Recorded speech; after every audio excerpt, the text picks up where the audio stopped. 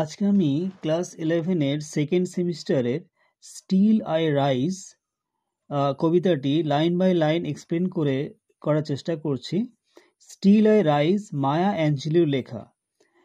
Still I rise এটার মানে হচ্ছে, স্টিল মানে তবুও আমি উঠব, তবুও আমি উঠব, স্টিল আই রাইজ, মায়া অ্যাঞ্জেলির লেখা।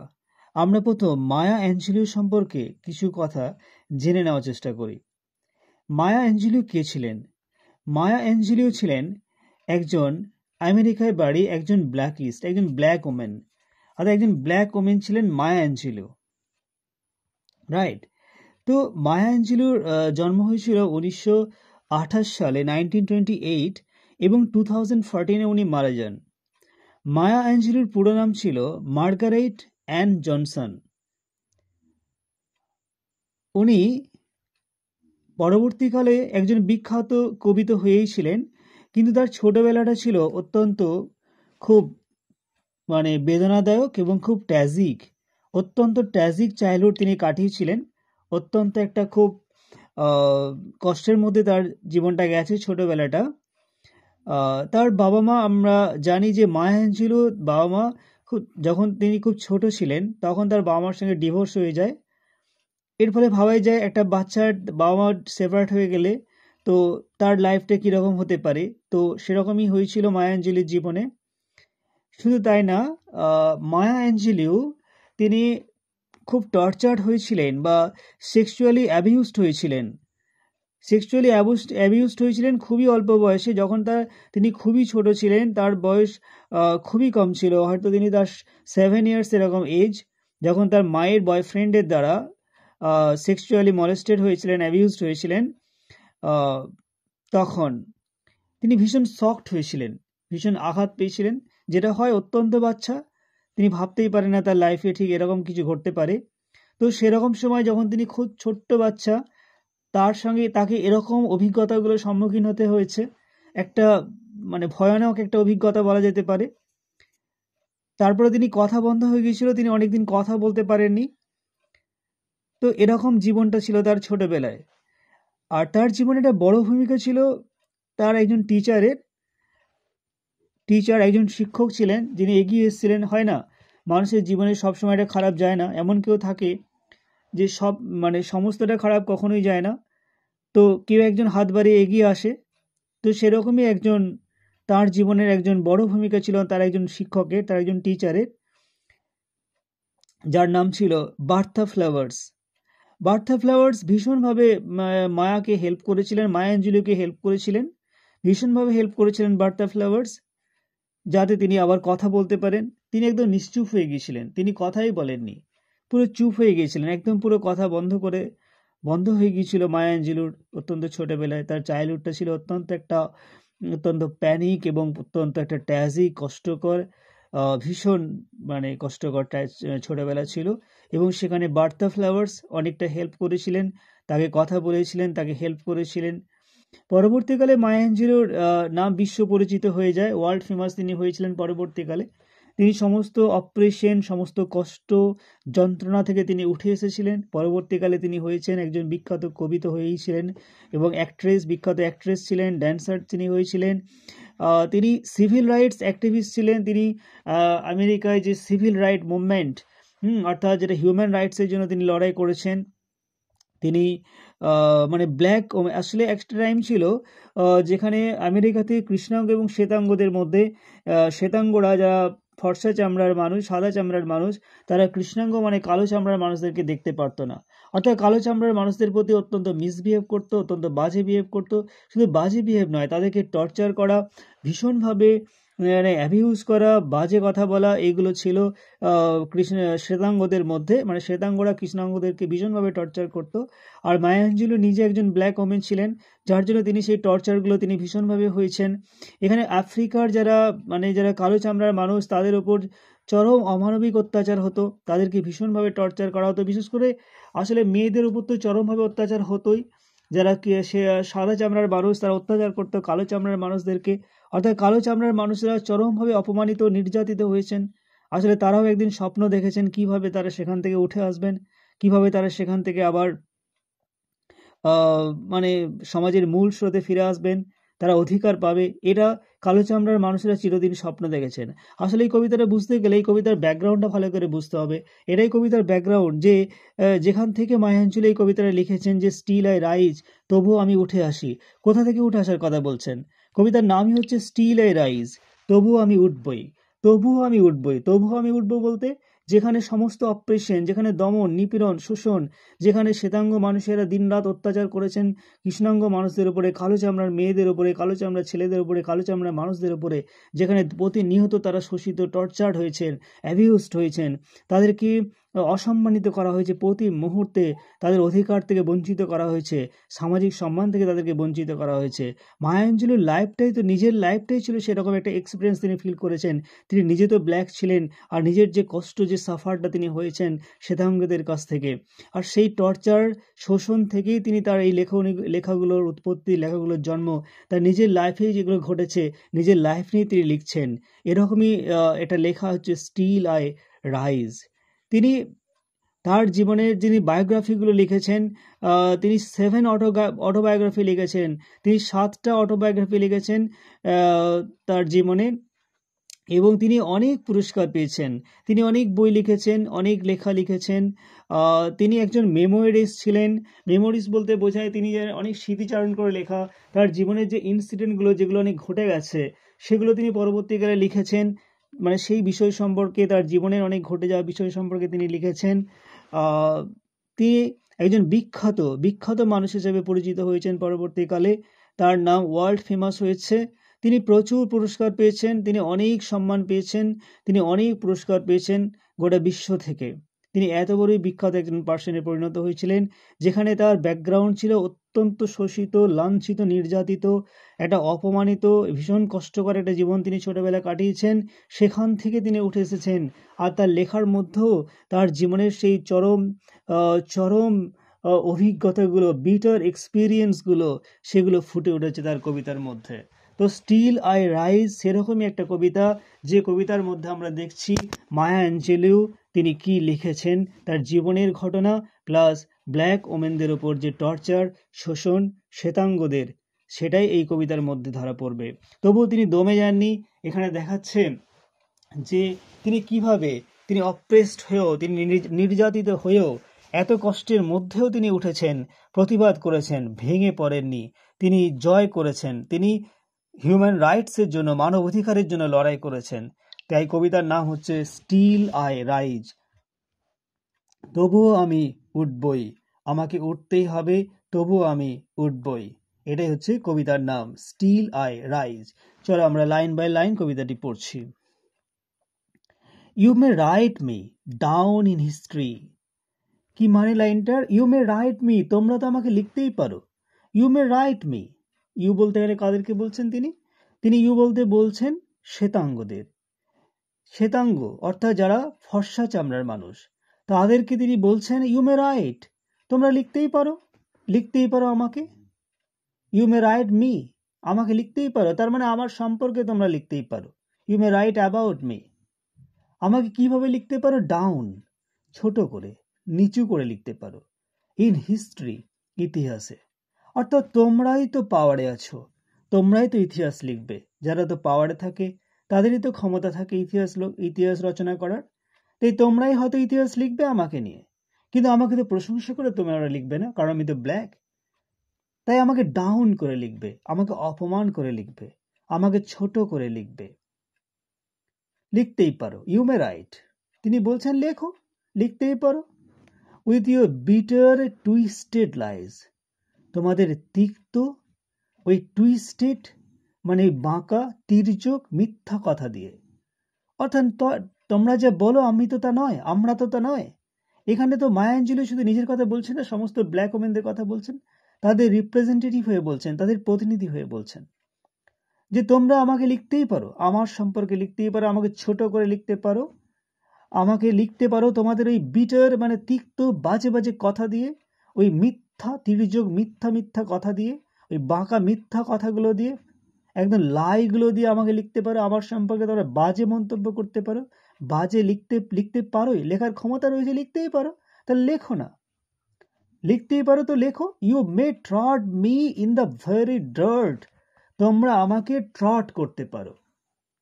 ট্রট করা মানে কি? মারিয়ে ফেলা, দলিয়ে ফেলা। তোমরা আমাকে দলিয়ে ফেলতে পারো, ট্রট করতে পারো। ইন দ্য ভেরি ডার্ট, নোংরা, ধুলোর মধ্যে, নোংরার মধ্যে আমাকে একদম ডার্টের মধ্যে আমাকে আমাকে তোমরা মারিয়ে ফেলতে পারো, একদম ডার্টের মধ্যে মারিয়ে ফেলতে পারো। But still like a dust I shall rise. কিন্তু তিনি কি বলছেন? তোমরা আমাকে ধুলোর মধ্যে মিশিয়ে ফেললো, মারিয়ে ফেললেও, বাট স্টিল, কিন্তু তবুও, লাইক ডাস্ট মানে ধুলোর মতো করে, আই শ্যাল রাইজ, আমি উঠব, মানে আমি উঠবই। অর্থাৎ তিনি বলছেন আমাকে ধুলোর সঙ্গে মিশিয়ে দিল, ধুলোর মধ্যেই আমি আবার উঠব। এটা একটা বিবলিক্যাল অ্যালিউশন পাওয়া যাচ্ছে, যেটা আমরা বাইবেলে পেয়েছিলাম। বাইবেলে সেখানে আছে যে ভগবান ধুলো থেকেই মানুষের উৎপত্তি করেছেন, মানুষের ধুলো থেকেই মানুষের সৃষ্টি করেছেন, উৎপত্তি করেছেন। তাই সেটাও আমরা এখানে সেই জিনিসটাও এখানে আমরা পাচ্ছি, যে ধুলো থেকে একটা বিবলিক্যাল অ্যালিউশন যেটা আমরা পাচ্ছি। তিনিও এটা বলছেন, মায়া অ্যাঞ্জেলিও, যে আমাকে ধুলোর সঙ্গে মিশিয়ে দিল, আমি ধুলো থেকে আবার আই উইল রাইজ, মানে আমি উঠব। ডাজ মাই স্যাসি, নেক্সট স্ট্যান্জাতে বলছে, ডাজ মাই স্যাসিনেস আপসেট ইউ? আমার যেরকম স্যাসিনেস, এরকম স্পর্ধা, আমি এরকমভাবে নিজে একদম উঁচু হয়ে হাঁটছি, স্যাসিনেস মানে হটিনেস, এরকম সেটা কি তোমাদেরকে আপসেট করেছে, মানে হতাশ করেছে? আমি এরকম স্যাসিনেস নিয়ে যাচ্ছি, এরকম মানে মাথা উঁচু করে এইভাবে যাচ্ছি, সেটা কি আপসেট করেছে তোমাদেরকে? মানে তোমাদেরকে আপসেট করেছে, তোমরা হতাশ হয়েছ? Why are you beset with gloom? কেন? হোয়াই মানে কেন, ইউ মানে তোমরা, বিসেট উইথ গ্লুম নিজেদেরকে বিসেট করে ফেলেছো এরকম বিষাদে, গ্লুম মানে বিষাদে। কেন এরকম ভাবে বিসেট করে ফেলেছো নিজেকে? কজ মানে because, I walk like I have got wells pumping in my living room. কেন? আমি এরকম হাঁটছি বলে, আই ওয়াক মানে এরকম হাঁটছি বলে, লাইক মানে যেমন করে মনে হচ্ছে আমি হাঁটছি, আই হ্যাভ গট মানে আমি পেয়ে গেছি, ওয়েলস মানে তেলের পাম্প, তৈলখনি, pumping in my living room, যেটা আমার লিভিং রুমে আমি পাম্পিং করে করে তেল বার করছি। অর্থাৎ এই স্ট্যান্ডার্ডের মধ্যে উনি বলতে চাইছেন যে মানে একজন কি চায়, মানে একজন আমার উপরে যিনি রয়েছেন, আমার সিনিয়র, আমার বস, আমার যিনি উপরে রয়েছেন, তিনি কি এক্সপেক্ট করেন আমার কাছ থেকে? তিনি আমার কাছ থেকে এটাই এক্সপেক্ট করবেন যে আমি যেন সাবমিসিভ ওয়েতে থাকি, তার কথা মেনে নিই, তার কথা শুনে নিই, তিনি যা বলবেন সেটাই শুনবো, মাথা নিচু করে থাকবো। এটাই আমার বস আমার কাছ থেকে এক্সপেক্ট করছেন, কারণ আমি একটা সাবমিসিভ অ্যাটিটিউড দেখাবো, এটাই উনি ভাববেন। কিন্তু আমি যদি সেটা না করে তার উপর দিয়ে যাই, আমি যদি সাবমিসিভ না হই, আমি যদি আরও নিজেকে হাইলাইট করে আমি যদি নিজেকে তুলে ধরি, তার উপর দিয়ে যাই, তখন তিনি নিশ্চয়ই অবাক হয়ে যাবেন। এখানে কি বলছেন এই স্ট্যান্ডার মধ্যে? যারা শ্বেতাঙ্গ তারা কি এক্সপেক্ট করেন? তারা এটাই এক্সপেক্ট করতেন যে ব্ল্যাক ওমেনরা, ব্ল্যাকিস যারা আছে, তারা মাথা নিচু করে থাকবে, তারা মাথা নিচু করে যাবে, তারা ভয়ে ভয়ে যাবে, তারা উঁচু করে কথা বলবে না, কিন্তু যদি বলে তখন তারা চমকে যাবে, অবাক হয়ে যাবে। সেটাই এখানে বলছেন মায়া অ্যাঞ্জেলিও, যে আমার স্যাসিনেস কি তোমাদেরকে আপসেট করেছে? মানে আমি এরকম স্পর্ধা নিয়ে এরকম মাথা উঁচু করে যাচ্ছি বলে তোমাদেরকে কি সেটা খুব হতাশ করেছে, যে এরকমভাবে যাচ্ছে কি করে? তার জন্য খুব দুঃখ হয়ে গেছে, অবাক হয়ে গেছো তোমরা, যে এরকম যাচ্ছে কি করে? আমি যেরকম হাঁটছি, কিভাবে হাঁটছি, যে তেলের পাম্প বলতে গেলে কি বলছে না, একটা রিচনেসের কথা বলছে, ধনী। অর্থাৎ তেলের পাম্প যারা আছে তারা তো অনেক ধনী, অনেক রিচেস। তো সেখানে যেহেতু তারা ধনী, তাদের একটা তেলের পাম্পের মালিকের মেয়ে যেভাবে রাস্তা দিয়ে হাঁটবে বলে তিনি মনে করছেন, সে তো অনেক রিচ, সে তো সেইভাবে হাঁটবে একজন রিচ পার্সনের মতো। আর আমি সেইভাবে হাঁটছি রাস্তা দিয়ে, যেন আমি তেলের খনি পেয়ে গেছি। তিনি বলছেন যেন আমার বাড়িতে ঘরে তেলের পাম্প করছি, অর্থাৎ তেলের খনি পেয়ে গেছি, তার মানে আমি অনেক রিচ হয়ে গেছি বলে আমার মনে হচ্ছে, আমি সেই রিচ পার্সনের মতো রাস্তা দিয়ে হাঁটছি। আর সেটা দেখে কি তোমরা অবাক হয়ে গেছো? সেটাই তোমাদের আপসেট করেছে, দুঃখে ভরিয়ে দিয়েছে, যে এই ব্ল্যাক ওমেনটা কিভাবে রাস্তা দিয়ে এইভাবে একটা রিচ পার্সনের মতো, যেন তেলের খনির মালিকের মতো হাঁটছে। Just like moons and like suns, with the certainty of tides, just like hope springing high, still I rise. Just like moons and like suns, এখানে তিনি বলছেন, মায়া অ্যাঞ্জেলি বলছেন যে I am like the moon, I am like the moon, আমি ওই চাঁদের মতো। I am like the sun, আমি ওই সূর্যের মতো। অর্থাৎ আমি চাঁদ সূর্য যেমন আকাশে ওঠে, আমরা জানি চাঁদ এবং সূর্য আকাশে উঠলে টাইড হয়, জোয়ার ভাটা হয়। তাই সেখানে টাইড সার্টেনিটি, সূর্য এবং চাঁদ উঠলে সেখানে একটা সার্টেনিটি অফ টাইডস হবেই, অর্থাৎ সেখানে একটা ঢেউ উঠবেই।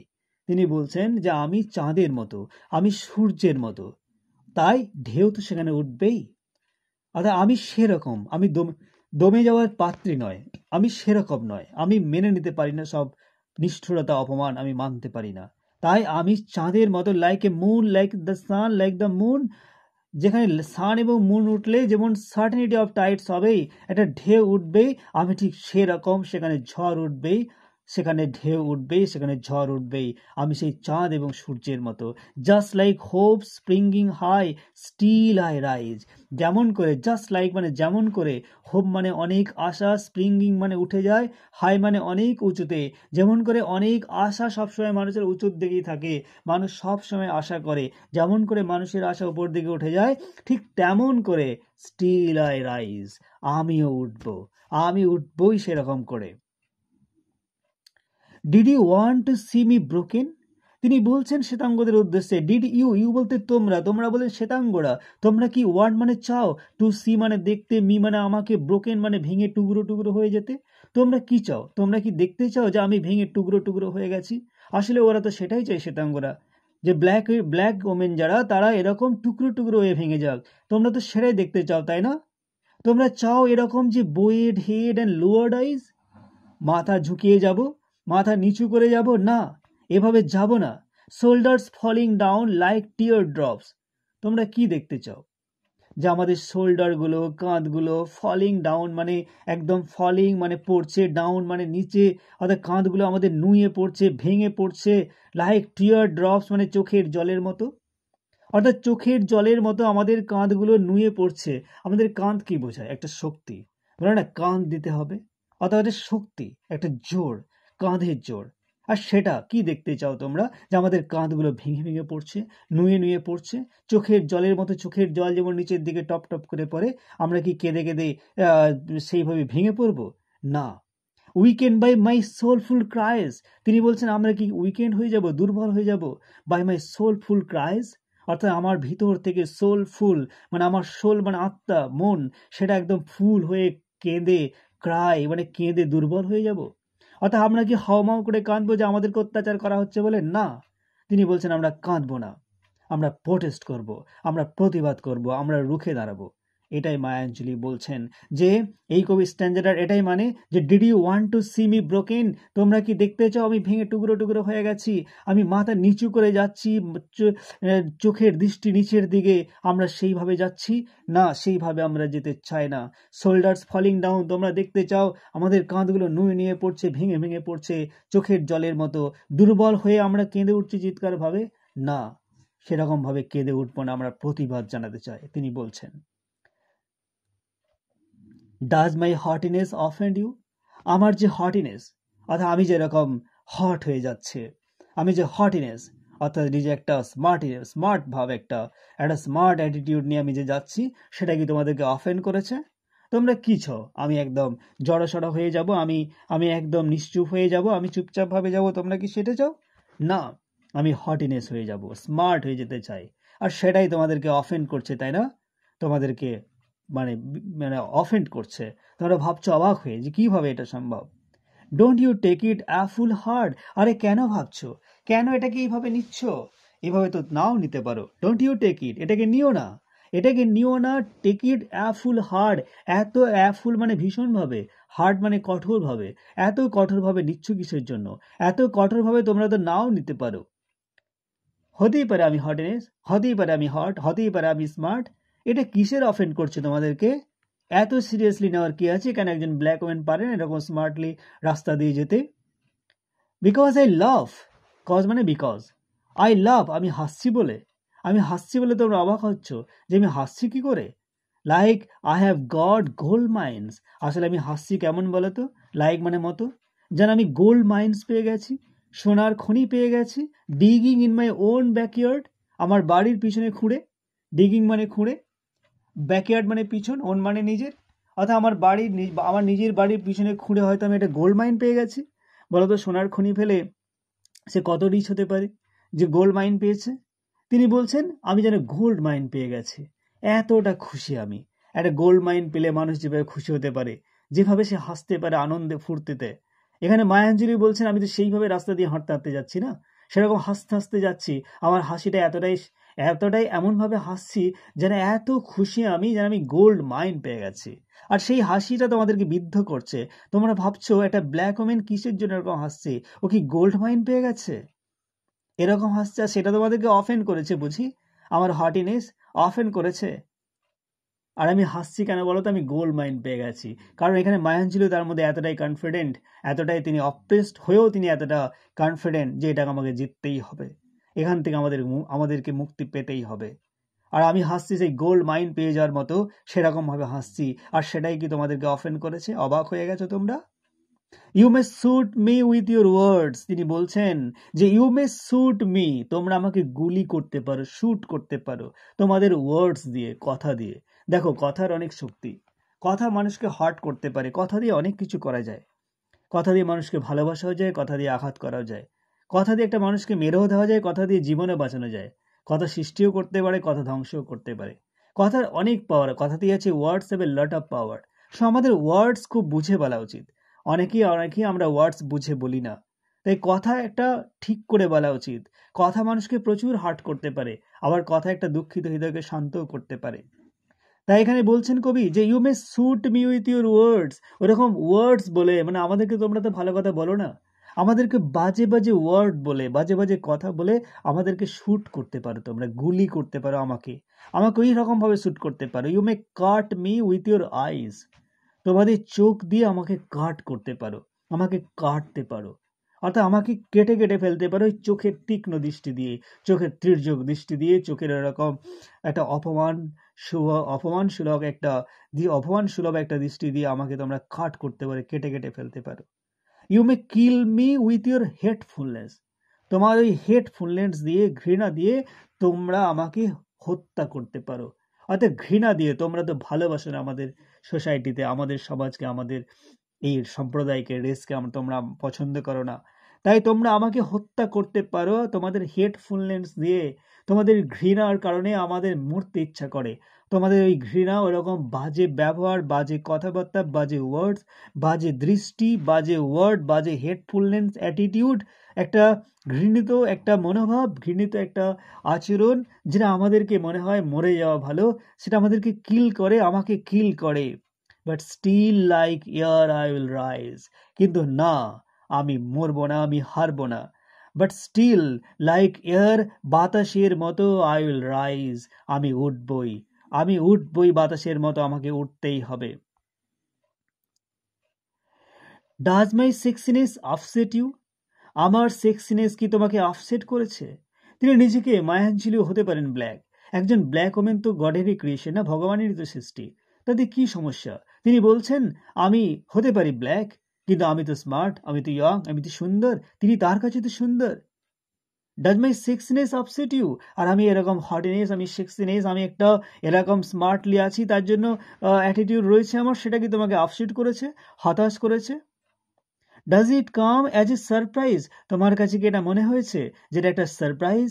এটা কি তোমার কাছে এসেছে একটা সারপ্রাইজ হয়ে? অবাক হয়ে গেছো বুঝে আমাকে দেখে? কি ভেবেছিলে আমি এরকম থাকবো না? That I dance like I have goat diamonds, তোমার কি মনে হয় আমি নাচছি এমন ভাবে নাচছি, লাইক মানে যেমন, আই হ্যাভ গট ডায়মন্ডস, অনেক হিরে পেয়ে গেছি বলে মনে হচ্ছে, তাই না? আমি অনেক হিরে পেয়ে গেছি বলে মনে হচ্ছে। হিরে পেলে মানুষের কত আনন্দ হয় বলো তো? আমি যেন সেইভাবে নাচছি, তাই তুমি অবাক হয়ে গেছো যে একটা ব্ল্যাক ওমেন তো হিরে পেতে পারে না, তার তো কিচ্ছু নেই, সে তো পোর পভার্টির মধ্যে বিলং করে, একটা ব্ল্যাক রেসের মধ্যে রয়েছে, সে কি করে ডায়মন্ড পাওয়ার মেয়ের মতো করে নাচছে?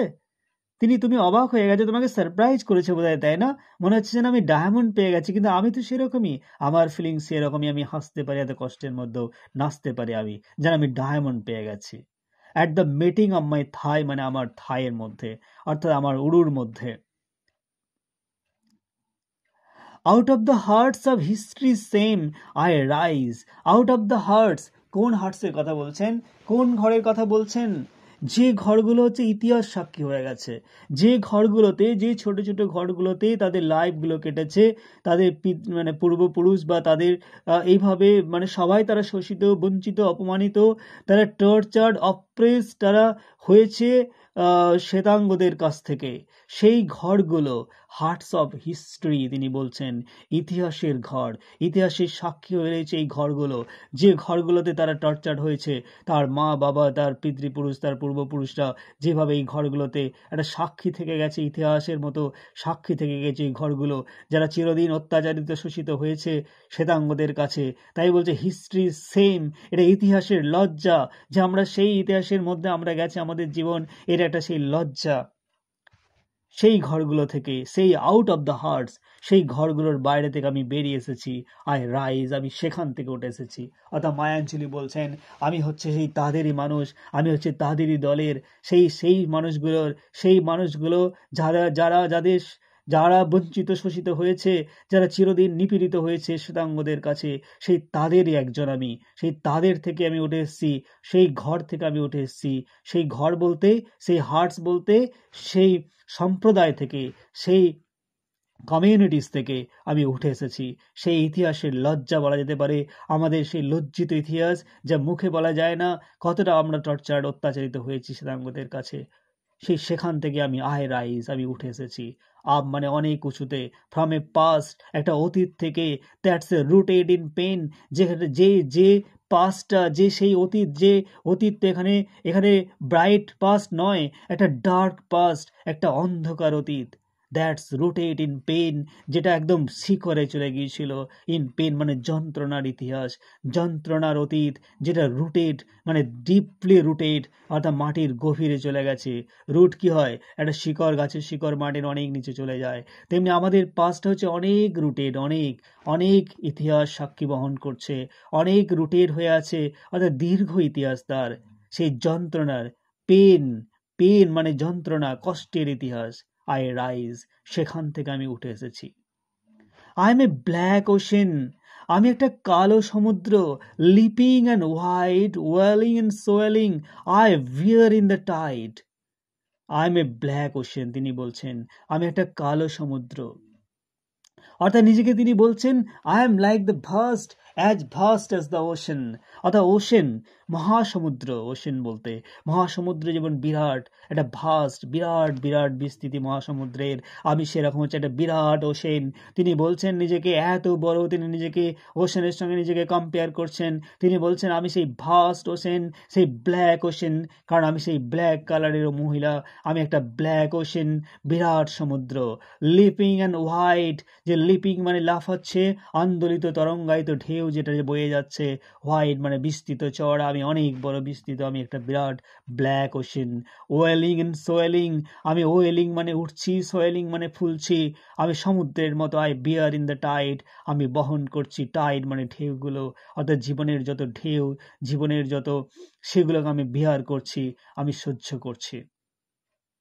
Living behind nights of terror and fear, আমি লিভিং মানে আমি পিছনে ফেলে আসছি, লিভিং মানে ছেড়ে আসছি, বিহাইন্ড মানে আমার পিছনে, সেই নাইটস অফ টেরর, সেই রাত্রির ভয়গুলো, সেই ভয়ের রাত্রিগুলো, নাইটসগুলো, যে রাত্রিগুলো কেটেছে আমাদের যন্ত্রণা, ভয়, আতঙ্ক আমাদের গ্রাস করেছিল, সেই টেররগুলো, সেই আতঙ্ক, সেই ফিয়ার, সেই ভয়ের রাত্রিগুলোকে, যে রাত্রিগুলো হচ্ছে আমাদের জীবনের ইতিহাস, ভয়ঙ্কর রাত্রি, ফিয়ারফুল রাত্রি, আমাদের মানে ভয়ঙ্কর ভীতিপ্রদ একটা রাত্রি, সেই রাত্রিগুলোকে আমরা পিছনে ফেলে আমি উঠে এসেছি। লিভিং বিহাইন্ড, সেগুলোকে আমি লিভিং মানে ফেলে এসেছি, বিহাইন্ড মানে আমার পিছনে, সেখান থেকে আই রাইজ মানে আমি উঠেছি। ইন্টু এ ডে ব্রেক, একটা দিনের আলোর মতো, ডে ব্রেকের মতো। What is day break? Day break মানে কি? Starting of a new day, রাতের অন্ধকার চলে গিয়ে যখন একটা নতুন দিন আসে, ডে ব্রেক হয়, তখন কি হয়? চারিদিকটা আলোয় ভরে যায়, দিনটা নতুন করে শুরু হয়, সূর্যের আলো ওঠে, রাতের অন্ধকার চলে যায়। তাই এখানে মায়াঞ্জলি বলছেন, কবি বলছেন যে আমাদের সেই অন্ধকারের রাত্রি, সেই ভয়ঙ্কর রাত্রি পেরিয়ে গিয়ে পিছনে ফেলে রেখে এসে আমি উঠে এসেছি ডে ব্রেকের মতো, অর্থাৎ দিনের আলো নিয়ে। দিনের আলো নিয়ে আমি উঠে এসেছি, ডে ব্রেকের মতো চারিদিকে আলো নিয়ে উঠে এসেছি। সেই অন্ধকার ইতিহাস মুছে ফেলতে আমি আলো হয়ে উঠে এসেছি। দ্যাটস এ ওয়ান্ডারাসলি ক্লিয়ার, যেটা সত্যি ওয়ান্ডারাসলি মানে বিস্ময়করভাবে অবাক করে দেওয়ার মতো পরিষ্কারভাবে আমি উঠে এসেছি, ক্লিয়ারভাবে উঠে এসেছি। আই রাইজ, আমি উঠেছি, আমি উঠেছি, bringing the gifts that my ancestors gave. I am the dream, the hope of the slave. Bringing the gifts, আমি নিয়ে এসেছি সেই উপহারগুলো। কোন উপহারগুলো? That my ancestors gave, যে উপহারগুলো আমাকে দিয়েছে আমার অ্যানসেস্টাররা, আমার পূর্বপুরুষরা। যে শক্তি, যে অনুপ্রেরণা, যা আমাকে করতেই হবে, আমাকে জাগতেই হবে, আমাকে উঠতেই হবে, সেই ইন্সপিরেশন, সেই অনুপ্রেরণাগুলো, সেই গিফটগুলো, ব্রিঙ্গিং মানে আমি নিয়ে এসেছি সেই উপহারগুলো, যে উপহারগুলো আমার অ্যানসেস্টাররা, আমার পূর্বপুরুষরা আমাকে দিয়েছে। সেই ক্ষমতা, সেই অনুপ্রেরণা, সেই ইন্সপিরেশন, যেখান থেকে আমি উঠে এসেছি। আই এম দ্য ড্রিম, আমি স্বপ্ন। আমি স্বপ্ন মানে আমি স্বপ্ন দেখেছি, আমি স্বপ্ন দেখেছি, আমাকে নিয়ে ওরা স্বপ্ন দেখেছে, আমাকে নিয়ে ওরা স্বপ্ন দেখেছে। আমি সেই স্লেভদের, আমি সেই স্লেভ সোসাইটির, আমি তাদের আশা, আমি তাদেরই প্রতিনিধি, তাদের হয়েই আমি উঠে এসেছি। I rise, I rise, I rise. আমি উঠেছি, আমি উঠেছি, আমি উঠেছি। থ্যাংক ইউ ভিডিওটা শেষ অবধি দেখার জন্য। আশা করি তোমরা সবাই কবিতাটা বুঝতে পেরেছো। ভালো লাগলে অবশ্যই একটা শেয়ার এবং সাবস্ক্রাইব করো, কমেন্ট করতে ভুলো না। Thank you.